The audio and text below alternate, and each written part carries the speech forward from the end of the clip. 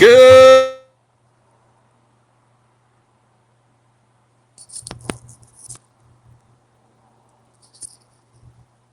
I don't hear you.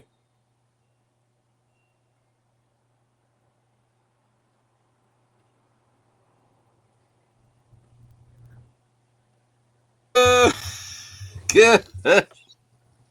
Good evening, fight fans. Welcome to episode 3 of the Shadow Realm, exclusively right here on Sideline Sports. I'm your boy Botkins, and of course, with me as always is Mr. Bobby Blunts. Bobby, man, we have it is the return of the Mac, the biggest. I don't, really the biggest superstar in MMA history, right? I think it's safe to say that is Conor McGregor. We have not seen Conor McGregor. There's probably fans out there who have never seen Conor McGregor fight. I mean, it's been 5 years since he last entered the octagon. It's been 6 years, 7 years, 2019, I guess. Since his last win, it's been over a decade. Really, you could say since his prime of like the rise that was Conor McGregor. That was 2015, 2016. And so it's been over a decade since he was probably, you could say, in his prime fighting in MMA. And yet here we are, Conor McGregor versus Max Holloway. It's like, how did we even get here? It's funny enough. This is the longest layoff that anybody's ever come back between a fight. It's the longest rematch outside of amount of time wise outside of actually Nick Diaz versus Robbie Lawler. But it's just like, how did we get here? But Bobby, let's start like for maybe the new fans out there in the world. What Conor McGregor fight week looks like, or what should we expect, or will we what will we expect? See, I mean, that's kind of like the biggest question we're dealing with here because, like, truthfully, I never thought we would get back here. Like, it just, the more and more stuff got delayed. He was originally slated to fight Michael Chandler in his return, I want to say like almost 2 years ago two now. years ago, What? yeah, 2 years ago Yeah. to date, yeah. And they actually put that footage in the countdown episode of him, breaking his toe and having to pull out of the fight. Um, I still kind of wonder if McGregor thinks that was the correct decision, especially when we saw the result of Hoofy dispatching a Chandler so effortlessly. But basically, the injury that Connor sustained with his leg snapping, we've seen that injury in MMA, and it is never. We've never gotten the fighters back at their like true peak. The best example is probably Anderson Silva, and then obviously there's Chris Weidman. I mean, that was complete snap, and at the time we kind of looked at it then as it would just be a win to see them get back and compete. So the more and more time went on, it seemed abundantly clear that the UFC had no interest in doing Chandler Connor. Now, my suspicion behind that is Connor has 2 fights left on his deal, and I don't think they have any interest in giving him easy fights or winnable fights. And that's where like the Max Holloway math makes a little bit more sense. Now, obviously, Connor has a win over Max Holloway, but it was much earlier in both of their careers. I mean, Max Holloway went on to, be considered one of the top 145ers in the sport. So we almost kind of like have to throw out that first fight. But just like with how we got here, it took a lot of delay on both the UFC side, the Connor side. I'm not sure if it really had anything to do with pay-per-view going away because he was one of their true like cash cows that you can kind of count on, doing very good with buys and stuff. Um, and yeah, like the McGregor fight week is kind of one in its own. It's hard to mimic with the hype and stuff. I do wonder if that is all going to transfer. Now, I do think it will transfer in Vegas. I think the press conference is more or less going to deliver as far as that spectacle. You're going to get, Connor's typical one-liners going back and forth with Max. So I'm sure the social media clips will eat that up. But, it goes without saying that McGregor has lost a lot of support in Ireland, because of other things that he has done to kind of damage his brand. There really was only one scenario for Connor left, and he almost has to take a fight just to kind of drown out a lot of this noise back home. Now, a lot of us don't really see that in the States, so it would not shock me at all if a lot of the new UFC fans have no clue what I'm even talking about. Because, if you're not, in the weeds digesting a bunch of this stuff, you just know that he's kind of the biggest name in the sport. And he really brings that interest. Like, I'll have people calling me all week asking me about this fight who do not watch the sport at all. Like, I would expect this to do similar numbers to the White House card, just because like he does have that kind of recognizable name. So I'm this is like one of those rare fights where I'm more kind of interested in how the fight week plays out, how whether or not he is going to sign an extension before the press conference. I don't really expect him to. I'm of the mindset thinking that he just wants to fight these two fights out in the UFC and get a Netflix payday. But as far as like the fighting goes, they could not have given him a more style friendly matchup for the fans. But at the same time, I think it's a very challenging fight for Connor. But then again, we've never seen Max Holloway fight at 170. So I could see Connor taking this in the aspect of, I know I'll be the bigger guy. I have a win over Max. So I have no doubt that Connor will be confident coming into this. But my biggest question on this was always, can he get through a fight camp? And now that we're at fight week, most of the hard work has been done with that. So I think we will be getting the fight, but I really don't know what people are expecting with this. A lot of people are just under the impression it's just going to be the same old Connor, and we just have no science behind that being, a case with the horrific injury that he dealt with. So I'd be really interested to see like what you think we're getting out of this fight wise, but I'm keeping my expectations, pretty low for the fight itself. Yeah, my expectations of Connor are kind of low. So, like for the new, like a couple different things that you mentioned. Like this is how big it is. CBS is putting I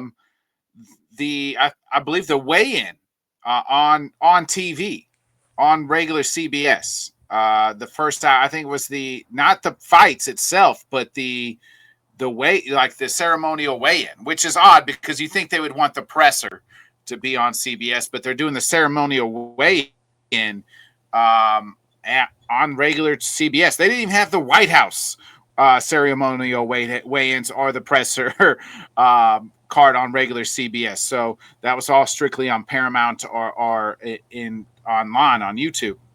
So I think that shows you how big Conor McGregor still is to this day, even though he hasn't really won a meaningful fight since he hasn't won a fight since 2019 when he beat Donald Cerrone. And then obviously COVID, I think, affected some of that comeback, right? Like the UFC didn't want to put Conor out there and put him in an empty warehouse. They wanted, they kind of put him on ice at that point. You mentioned the leg break. Obviously, that was 5 years ago now when he broke his leg. Not even just a fighter, right? Just like any athlete we've seen kind of have that leg break like that has not been able to come back. Alex Smith came back, but obviously was not the same as the quarterback of the Commanders, but and he started like a game or two, but that was like a miraculous, like, holy cow. But you mentioned Anderson Silva. Silva came back, never was really the same. I don't think Chris Weidman's ever won a fight since he's come back. In that Paul George would be the best example for like right. still being like kind of elite competing and stuff like that. Yeah, but I don't know if he's ever been the same, right? Like was either since that injury for Paul George. So now here is Conor McGregor, and obviously he's been linked to PEDs like during this time of recovery, which I think is I don't think I haven't ran into anybody that has a problem that he was using PEDs to recover from the injury. Obviously, he's being tested now and he's clean, but I think we all knew and we saw it. It's not like he was out of the media world or out of our view. He was, you could see the body transformation. There's a guy who used to fight at 145 and is now happened to cut down to 170. He even said so. And you mentioned the legal issue. So since his last fight, he had a dangerous driving case. But then the most important, I wouldn't say most importantly, but the most biggest thing is he was found guilty in November of 24. An Irish civil jury found McGregor liable for sexually assaulting a woman over an alleged 2018 incident in Dublin, Ireland. Plus, there was and he also lost the appeal for that as well. Yeah, lost the appeal. So he appealed it, lost it. So there's been a few. There was another Florida civil case down in Florida during the NBA Finals. I don't think that one was later withdrawn. But so he's had issues, but he's also had prior issues to that, right? Like the Dublin pub assault where he punched an old man.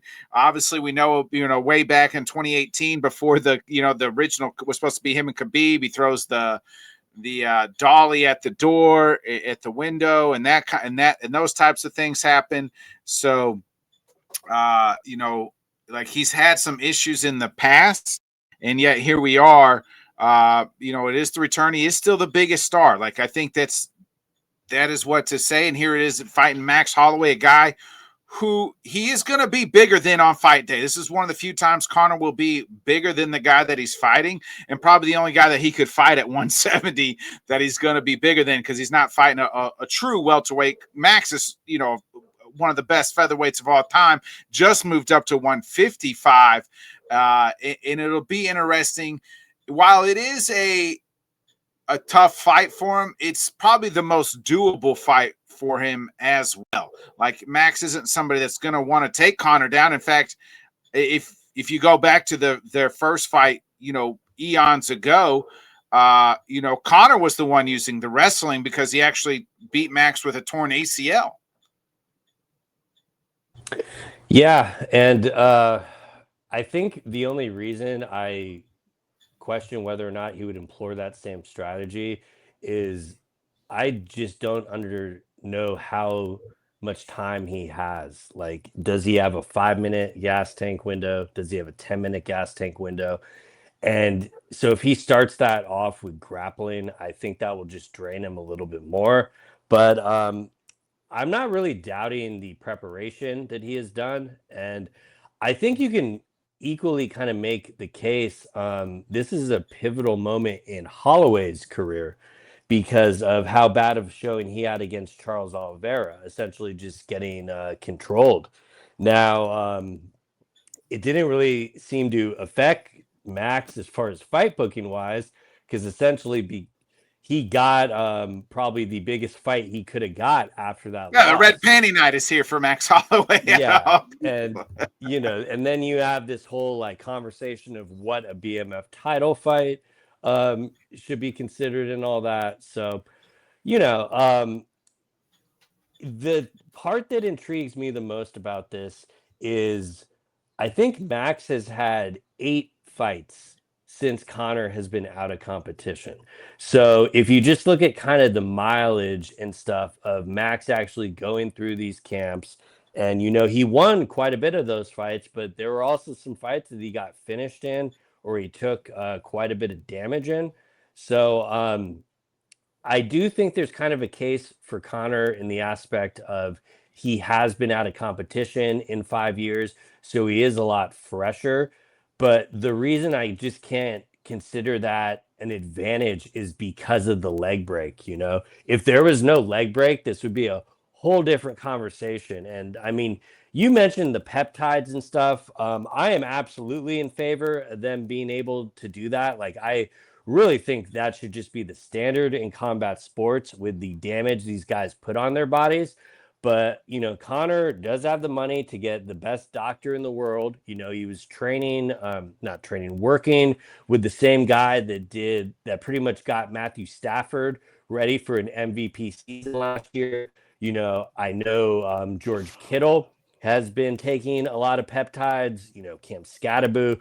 I would expect them all to kind of be on this program and stuff. And uh, I know it's considered a PED, but I don't really look at it as such, like compared to like other steroids and stuff. But that's a whole different debate. But I'm just more laying the caveat to that for why I'm not really killing him for it, because that is a scenario where I think he did the correct thing possible. And obviously, he had the suspension for failing to disclose where he was.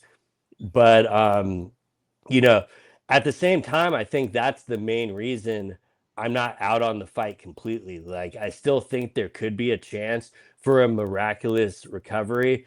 But bottom line, I do not think we might be getting the full Connor show as far as like the press conference and him being able to sell the fight.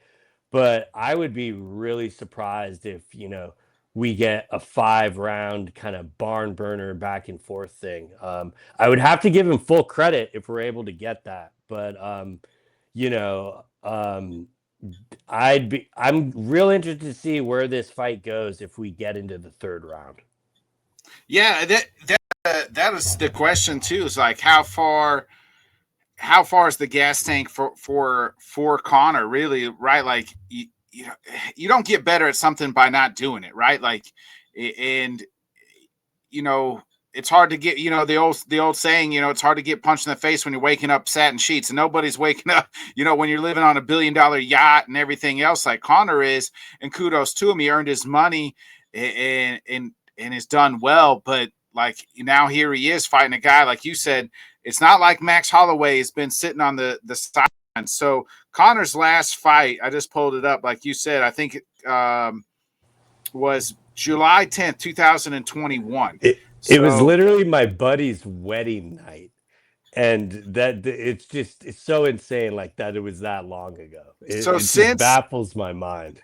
Since July of 21, Max has fought 1, 2, 3, 4, 5, 6, 7, 8 fights. 8. And all elite competition. Like, right. Name me the guy in that list that is not like still in the pound for pound rankings and stuff, or like an elite, top guy, that like elite title contender, right? Like here's who he's fought since since the last time Connor fought back in July of 21. Yair Rodriguez, Alexander Volkanovski, Arnold Allen, the Korean Zombie, Justin Gaethje, Ilya Topuria, Dustin Poirier, Charles Oliveira. Like, he's essentially had a fuller career in those 8 fights than most guys get in the UFC. And this is all why Connor has been on the sidelines recovering. Like, that is pretty wild. Yeah. I mean, Connor's only had since 2016, he's only had 3 fights since 4 fights since 2016, 3 fights since 2018 when he lost to Khabib. Yeah, and since he became the double champ in November 12th, 2016, he's fought Khabib in 2018. Remember, obviously, he had the boxing match with Floyd in between there. That's the elephant in the room, though, because that's when the activity really declined because he made the biggest payday in his life. Sorry to cut you off. Oh, no. I mean, that's, again, hard to go get punched in the face when you're waking up in satin sheets, right? Like, that's where we're at. And then then he lost to Khabib in this, obviously. Then he's gone for 2 years, beats Donald Cerrone, and then loses to Poirier. He hasn't been to the 4th round since 2018 when he lost to Khabib. Yeah, and obviously the second Poirier fight, he did go into that fight with a stress fracture and was throwing kicks heavy, but that is like going to be one of the things on my radar is how many kicks is he going to be throwing, and will Max just like really be able to take advantage of that? Because Max seems pretty clear that his whole goal is to just take him into deeper waters here, which would make the most sense. I think that's what. Yeah, to me, like Max could get, but Connor seemed like Connor, even when he loses or when he's won, it hasn't been into deep waters. Like other than the second Nate Diaz fight, that was a fifth round. Other than that, he's uh, only been in the championship rounds with Khabib in the fourth when he was submitted. So like two fights his whole career have really kind of been out of the third round. And a lot of that goes also to the old Mystic Mac persona. Like for quite a while, he was just finishing these guys. He obviously has the power that is always kind of translated at 145, then to 155. And I think it will probably transfer to 170. So that's not too shocking. And I would also think, realistically, if he is going to win this, it would probably be in those first two rounds. Like that's why I think this gets really interesting if we do get a third round. But Yeah, I think that's Connor's best path to victory, right? Like is to try to win in the first two or three rounds and he's going to have to do it by knockout. And while Max has recently been knocked out by Ilya, like he's not somebody that's been super chinny as of late. yeah, and you know, I I don't know if it's like the public money going into this, but I'm pretty surprised that the odds are not wider at this point. Like, granted, Connor is so popular that a lot of money is going to shift into him, but I'm kind of surprised that he's like an under 2-1 underdog right now with like all these circumstances and stuff. But you know, I do think like for International Fight Week, and it is especially too following up from the White House card, like this is very smart kind of booking by the UFC to kind of, hey, we reined in all those new subscribers for Paramount off the White House card. We're now giving them this, and the people that just couldn't make that decision, we're putting the live weigh-ins on lineal TV on CB, like something that's never been done before and probably will never Right. be done again. And that's just another way to try to convince these people, okay, call Paramount Plus. A lot of people that actually still have cable get Paramount included, so they'll be able to watch it. So they have been kind of pulling out all their bells and whistles. It's very similar to the White House, where you're reminded how good they are at promoting fights when they actually want to promote them. Um, but I do think, though I'm starting to feel it on Fight Week, this is probably the least kind of pre-hype wise I've felt for a Connor fight. And I don't know if that's just more people wanting to believe it when they see it for when he's actually going to return. But in the end, I think the week as a whole will deliver. Like they only have him and Patty on the press conference, so it's basically going to be the Connor and the Patty the Batty show. I Yeah. also think that's extremely by design. Like, why not put your most recognizable star outside of Connor right next to him? So, I kind of agree with like everything they're doing with going out and promoting it. I just don't know how that's going to translate. Like, I believe this will do very well, but I think kind of only time is going to tell about like how successful it is. Yeah.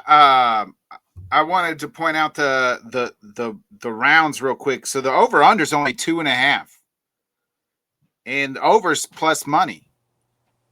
That makes sense. But I would have it at 2.5 too, because I mean that's why to me the biggest question is well, what's going to happen in that third round? Yeah. You're If we kind get of, there, if we get there, yeah. like, I mean, I Dustin think knocked out. Connor's plan is to try to put him down in two, and if not, obviously, kind of throw everything at the wall and see. Yeah, I kind of agree. And Max seems to think that he's going to just try to take him out and just kind of beat him. Max can put it on you. I don't think the difference between Max and Dustin is Max doesn't quite have that knockout power.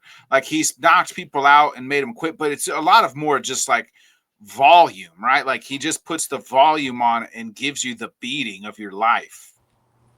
Yeah, I mean, the thing I am kind of like concerned for on the Max side of this is it reminds me a lot of when he moved up to 55 to fight Poirier and just essentially did not cut weight. Now, granted, Yeah, when he made the debut, like when he fought at 300, they put the weight on the right way. He had a real good strength and conditioning program. So I expect they're going to try to dial in that same formula here. But at 170, I think we'd all be lying if we didn't say Connor already hasn't beat in that aspect. Like, Connor is absolutely going to have to cut weight for this, right. Yeah, he's going to have to I cut weight. Do you think, though, because of what we saw in Max, like, obviously Connor could go to wrestling, jiu-jitsu practice for 365 days for 24 hours a day, and he'll probably never be as good as Charles Oliveira. But do you think, like, if I'm Connor, and maybe the best path to victory is to wrestle, because we saw what the takedown of Charles, and that you're going to be outweighing, you are going to be the bigger fighter on Saturday. If I didn't have bigger questions about his gas tank, it'd probably be the strategy I'd be recommending, at least for the first round, like, making him kind of think like, oh, am I going to do this? However, I do think that in that last Oliveira fight, like, he adopted a lot of the Dagestani like top control where you just smothering and not getting up. I do not think Connor would be able to kind of pin him down and keep him down like that. But then again, if Connor is planning on just trying to get some ground and pound off and switch it up, that would make the most sense. But the 5-year layoff part is why I assume that this is primarily just going to be striking. You got to figure that first 2 minutes is going to be a real feeling out process for Connor, unless he just like goes the Cerrone route, like And how he just was like take, throwing the shoulder yeah. at him and stuff. So I think I, he tried to do that against Dustin, just like blitzed him the very first, and then that didn't work. Dustin weathered the storm, and then it was kind of over after in round two. That was the first, yeah, second fight, I guess you could well, say. But and not to discredit Cowboy, but obviously when Connor took that fight, I think it's kind of a good example of where we're at here, because I would consider the Cerrone fight more of like the Michael Chandler booking, yeah, like where they're like, okay, we'll give you a winnable fight to come back. And I've been getting some pushback on this, but I think the UFC's intention with booking this one are clear. They want Max to get the win to give them any type of negotiating power if they're going to give him another deal. So, um, yeah, that was going to be my next question. Do you think the UFC? Who does the UFC kind of? I think it's a win-win for them, right? Like, if easily Connor house wins, money. if Connor wins, the biggest star in the sport is back, and he does. The unfortunate part is he has one more fight on his deal, but I've alluded to that. I think if he wins, Bobby, you say, Connor, we're going to give you a title shot against Justin Gaethje if you sign this 5 fight deal, whatever it is. Well, I think their play is going to try to get something done by Thursday. I do think they would love nothing more than for Conor McGregor to make the announcement at the press conference. And I honestly think it will be an 8-fight deal, but they will have the understanding that, yeah, we only really want 2 or 3 out of you. But, you know, I don't think, see, I don't think he signs this. I think he waits till after the fight. And if yeah, I'm the UFC, I wait till after the fight, because at that point in time, if he loses to Max, what other than what was a decade ago, you have real no use for him. Who are you going to match him up with next anyway for his last fight? But you know very well that they don't care about that. Like they literally could let him get flatlined and they would still want to give him a multi-fight deal to ensure he would never fight in Netflix. Like Yeah, true. they just True. want to control it, you know? And It that's sounds why I like though think he wants to kind of see what's out there. absolutely. But that's why he's been so adamant saying his second fight will be in April because there's no chance that they can put a White House card and two Conor McGregor fights because he's obviously getting the way I look at it with what he's getting paid, it has to be higher than that John Jones number. Like I Yeah. just you know, especially So with 15 for anybody that doesn't know, about 15 to 20 million. Jones asked for 15, was going to give it to get Tom Aspinall, and then they came up with it. He said no, and then that. So we're talking if I were north to of 15. if I were to guess it, I would say he's making around 40 for this one fight. Because Yeah, I do I would not think agree. he takes any lower than 30, because that's what they brought Turkey in to up for the the Tom Aspinall thing. Mm-hmm. And but that is like also the calculus of okay, will the UFC just say, hey, let's ride these two out. He's always been a good soldier. We'll milk this and let him go. But just knowing how they work in the past with like the, lawsuits and everything, I would be kind of surprised if they just nilly-willy let him walk. But at the same time, in this new environment with like no pay-per-views and stuff, They don't it have a also need for wouldn't it. They don't. it would not shock you. Like you said, there's never been a bigger star better. And I'm like, we've gotten more enjoyable fighters, but the UFC has like made it a point to they want the star to be those three letters, not Yeah, any one name. And like and Conor that's part McGregor of is one of because those. of Connor, because Yeah. of how Connor became so big, and I'm a wrestling fan and a UFC fan, so like I'm in debt, like TKO and Censure, like they let the older, unless they're a star or a champion, they are letting the older fighters, wrestlers go. We'll find we want somebody younger, better, and cheaper, and they're going to do that. I think they're going to do that, especially if Connor loses on Saturday night. Give him one last fight. Let's try to make a deal where it is a younger guy, and just let him get flatlined that way. That guy builds a name, and we let Connor go fight Nate on Netflix, and we don't really care. We're going to keep it moving forward. We have our $7 billion TV deal with Paramount. Like we don't need him anymore. Yeah, but it's also because they have the $7 billion TV deal.